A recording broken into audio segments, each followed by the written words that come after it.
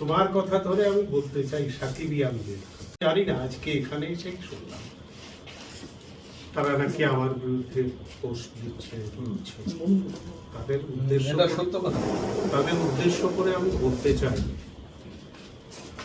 যে তোমরা দাও, কিন্তু আর কতকাল দেবে? এক সময় তোমরাও দেবে না। আমি জানি তোমরাও দেবে না।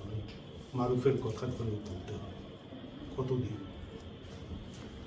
আর আমি যদি চুপ করে থাকি তোমার কথা, তাহলে কতক্ষণ বলতে থাকবে তুমি একা? আমি চুপ করে গেলাম, আমি বলবো না। কিন্তু মারুফের মতো ছেলেরাও আছে, তারাও বলতে পারবে, বলবে, সবাই বলবে। সমাজের সবার বিরুদ্ধে কি লাঠি নিয়ে দাঁড়াবে? না, তা হয় না। তোমরা এইভাবে লাঠি নিয়ে রুখে এসো না।